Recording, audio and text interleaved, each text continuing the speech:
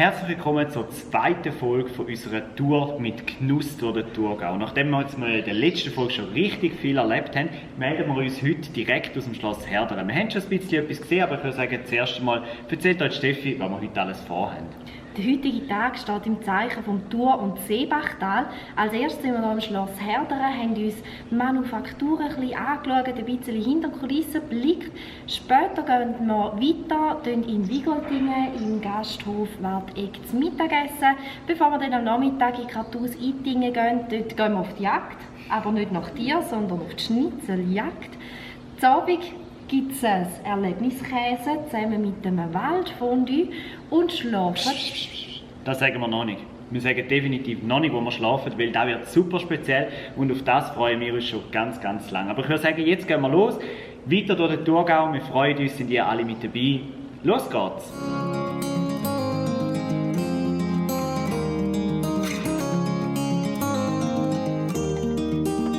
Wir sind hier beim Schloss Herderen, einer ganz speziellen Institution. Was passiert hier? Wer lebt hier? Schloss Herderen ist eine Wohn-, Arbeits- und Beschäftigungsstätte für Menschen, die sozialpsychiatrische Herausforderungen haben und Unterstützung ihrer Lebensführung brauchen. Es sind 80 Männer und Frauen, die hier Wohnplätze haben. Dann sind es etwa 100 Arbeitsplätze, geschützte Arbeitsplätze für Klienten. Der erste Blick hinter die Kulissen im Schloss Herderen werfen wir in die Genussküche. Und da geht es durch die Tür und dann müssen wir uns noch kurz verwandeln. Wir sind neu eingekleidet worden, damit wir auch in der Genussküche vom Schloss Herderen hineinschauen dürfen.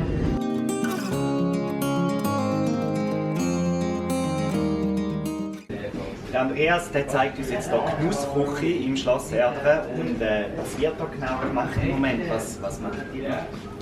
Wir sind heute im Moment dran am frische weiße Spargel verarbeiten, für uns eingeleitete Spargel. Wir haben die ersten Erdbeeren bekommen aus dem Thurgau, die wir dann rüsten und trocknen.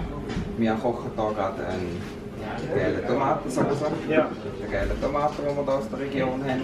Und wir sind gerade am Speckgrissini machen. Speckgrissini ist ja eine der Spezialitäten vom Schloss Herderen. Alle Zutaten kommen aus der Region oder gerade vom Schloss selber. Was ist so der Hintergrund, dass man da Grissini macht? Vom Laden aus war schon lange der Wunsch nach einem Gebäck und wir haben eigenes Mehl im Betrieb, wir haben eine Käserei, die Rahm und Milch bietet, wir haben eine Schweinezucht, die uns Fleisch hergibt und so, und das ist, aus dem heraus sind dann die 3 Sorten eigentlich auch entstanden. Ja.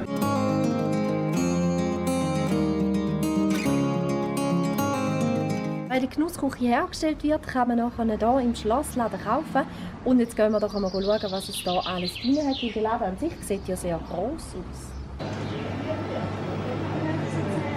Da hat es schon mal Käse. Und kommt hier aus der eigenen Käserei. Die Grissini sind gut, gell? Sollen wir heute ein Päckchen mitnehmen? Ich glaube, von der Grissini nehmen wir schon das Päckchen mit, oder? Ja. Sollen wir die Nussigen probieren?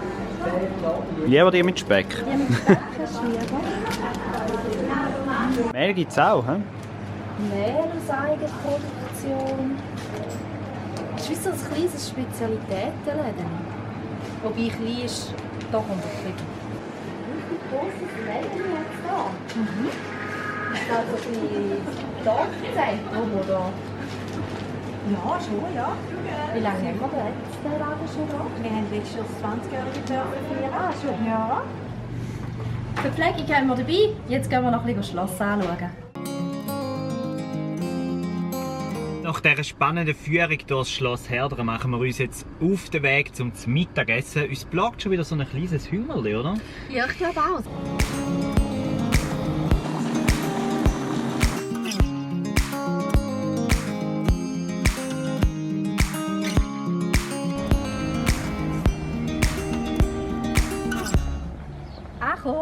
Zum Mittag gibt es für uns heute im Landgasthof Wartegg und ich bin ja schon gespannt, was es auf den Teller gibt.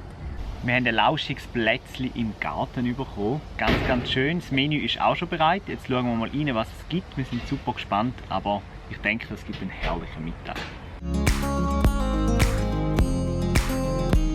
Was aus der Küche ist schon da und ich glaube, wir wollen nicht mehr länger warten. Ich würde sagen, wir zeigen nachher einfach eine Zusammenfassung von dem richtig feinen Menü und geniessen es jetzt. Einen guten.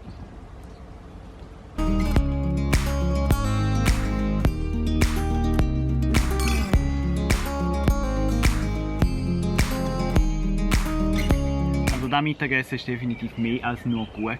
Molekular-Dessert, den haben wir mittlerweile auch verputzt und ich Ja. glaube, jetzt machen wir uns langsam auf den Weg weiter. Aber vorher schauen wir noch, wer da in der Küche gestanden ist. So haben wir den Koch. Danke Gut vielmals. bei euch. Ist super fein gewesen. Vor allem eben auch mit dem Dessert, mit dem Molekular. Leckcola. Das ist wirklich das ist spannend, auch wirklich zum Essen, aber auch vor allem spannend gewesen. Super. Zeichnet euch das so ein bisschen aus? Was ist jetzt auch so ein typisches Menü gewesen, das ihr hier habt? Oder Ja. was ist so ein bisschen eure Spezialität? Es ist immer ein bisschen Mischung zwischen den regionalen, saisonalen Produkten und Einflüssen, wo gerade so ein bisschen trendy sind oder irgendwelche Lebensmittel, die ich selber gerne esse. Du experimentierst ein bisschen gerne. Ja, Experiment ist es falsch übertragen. Versuchen einfach ein bisschen verschiedene Einflüsse mit der Thurgauer Küche zu verbinden. Oder? Herzlichen Dank Danke euch. und Gute Reise. Danke vielmals. danke vielmals. Wir gehen jetzt weiter. Nach dieser kurzen Fahrt von Wigoldingen nach Waadt sind wir jetzt in der wunderschönen Kartuse Ittingen angekommen. Ein absolutes Aushängeschild für den Kanton Thurgau. Und da steht auch unsere, wie sagt man, Übernachtungsmöglichkeit. Ja, es ist... Wir zeigen euch das später am besten einfach grad direkt selber, weil als erstes gehen wir jetzt nicht schlafen, für da ist es noch viel zu hell, sondern wir machen den Schnitzeljagd hier in der Kartuse und jetzt müssen wir den ersten Hinweis holen. Ja, damit wir jetzt wissen, müssen wir wo loslassen. Wir sind natürlich gespannt, ob wir am Schluss auch das Lösungswort herausfinden, weil nur dann gibt es einen Süßmast und das werden wir natürlich schaffen. Wir haben hier zwar einen Plan bekommen, aber das ist nur eine Übersichtskarte von der Kartuse, vom ganzen Areal. Wo das wir als erstes annehmen, ist uns an der Rezeption verraten worden.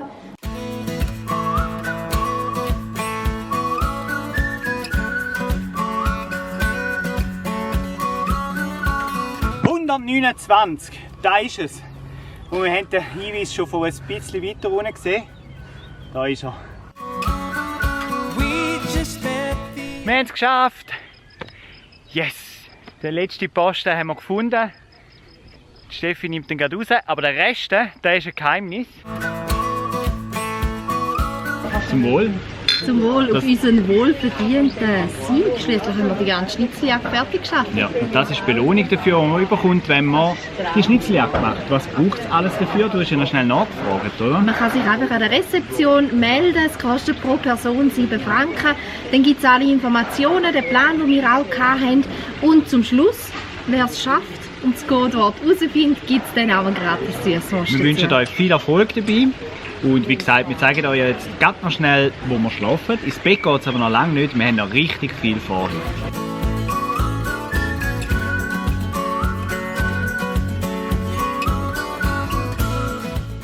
Das ist unser Zuhause für heute Nacht. Wir schlafen in der Kartuse Ittingen im Bubble. Es gibt ja verschiedene Bubble im Kanton Thurgau. Und eben, der in der Kartuse ist heute unser. Das Einzige, was wirklich wichtig ist, nie, wenn die Vordertür offen ist, auch die Hinter aufmachen, weil sonst ist die Luft aus und dann schlafen wir heute Nacht nicht drin. Darum mache ich da hinten schnell zu. Wir haben schon echt viel von diesem Bubble gehört. Ich bin so gespannt, wie man da innen schläft. Ich bin jetzt schon begeistert, wie das Ganze aussieht. Jetzt kommt der Wind und da ist unser Himmelbett. Sehr gespannt heute Nacht. Wir haben freien Himmel. Hoffentlich bleibt es schön frei und klar, damit man so richtig schön den Sternenhimmel betrachten kann. Vom Bett aus. Wie wir hier geschlafen haben, das verraten wir euch morgen. Aber jetzt schnappen wir uns zuerst einmal die Velos, radeln auf Nussbaumen, weil dort machen wir uns in der Nacht sozusagen selber. Ready für unsere erste E-Bike-Velotour im Thurgau.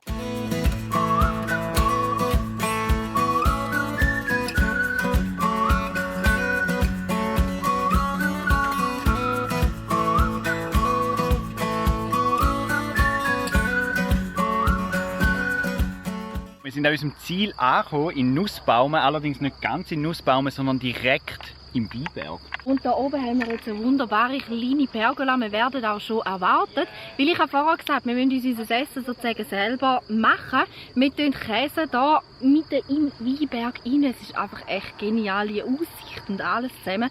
Und später gibt es ein Fondue. Saw you smile from far away. I came right up to you and said, how about we Sam ist der Bruch. Und da ist da vor 6 Monaten ist da mein Christbäumchen in der Stube. life was beginning.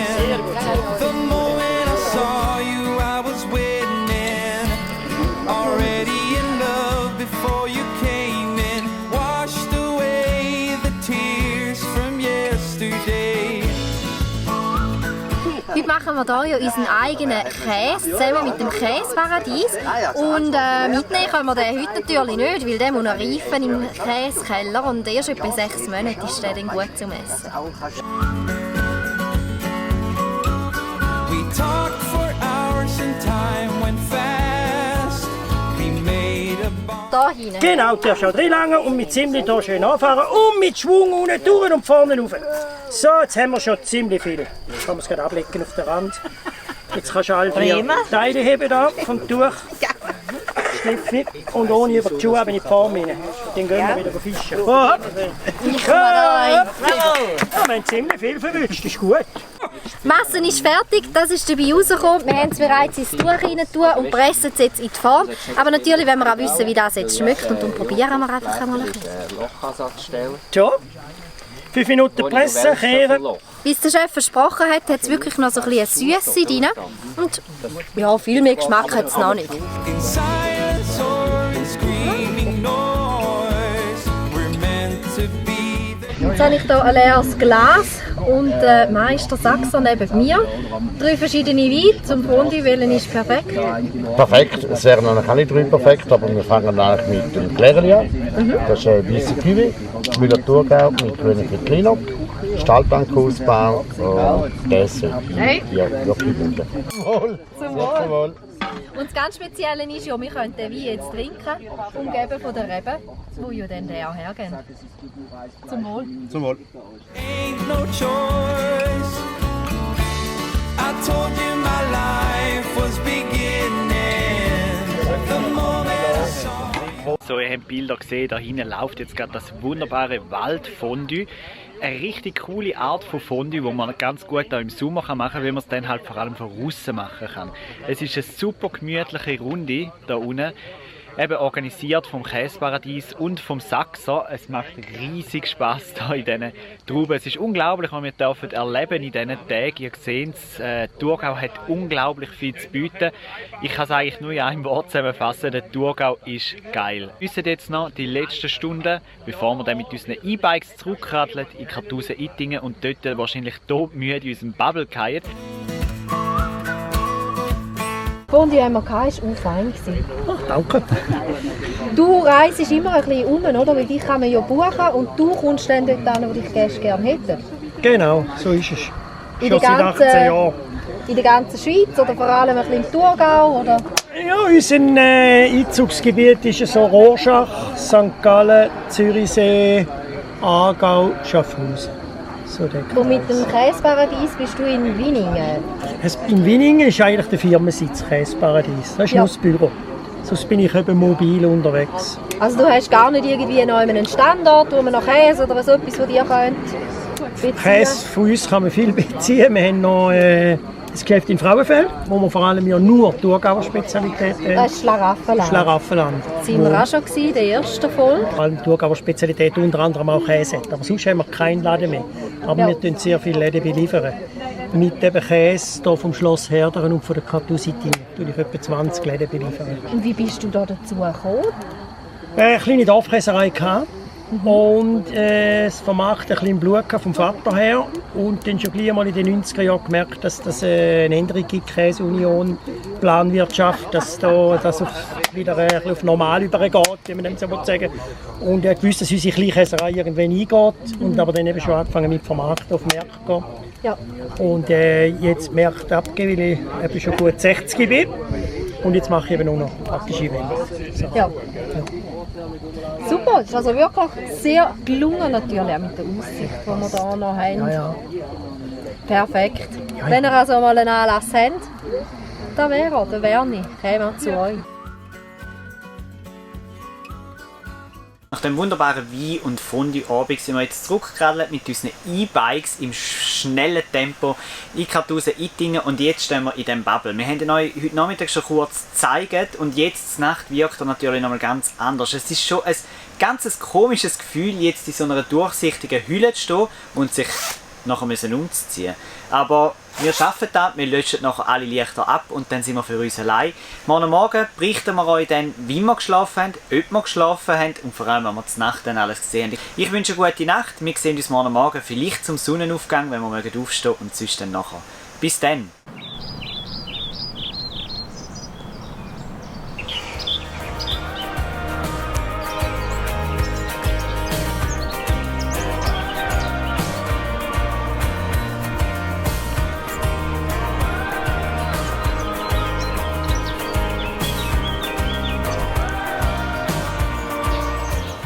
Putzt und gestrahlt sind wir jetzt aus dem Bubble wieder ausgezogen. Wir haben unsere Sachen gepackt und machen uns auf den Weg. Aber zuerst ziehen wir doch noch kurz ein Fazit zu dem Bubble, oder? Es war eine mega lässige Erfahrung. Halt vor allem gestern Abend auch, wo wir im Dunkeln zurückgekommen sind. So ein bisschen das Leuchten von der Stadt Frauenfeld ab und an. Jetzt gestern auch noch ein bisschen das Wetterleuchten gehabt. Und natürlich in der Nacht, als ich verwacht bin, mit dem Sternenhimmel oben dran. Also das ist wirklich so richtig in der Natur raus. Man ist wirklich nah auch an den Geräuschen dran. Aber das ganze Krabbelgeviecher kann gleich nicht zu einem hinkommen. Das ist mir schon noch wichtig, wenn ich draußen schlafe. Also von dem her, ich finde es optimal und cool.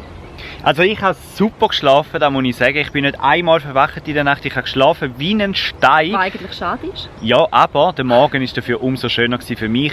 Wir haben Tauben gehört, Gurren, und ich habe Flüger beobachtet, die hier auf Zürich angeflogen sind. Ich habe Vögel im Baum beobachtet und es ist halt so cool, weil der Bubble, der stößt eigentlich an einzelne Büsche an. Und das gibt so das Gefühl von wirklich mitten in der Natur zu sein.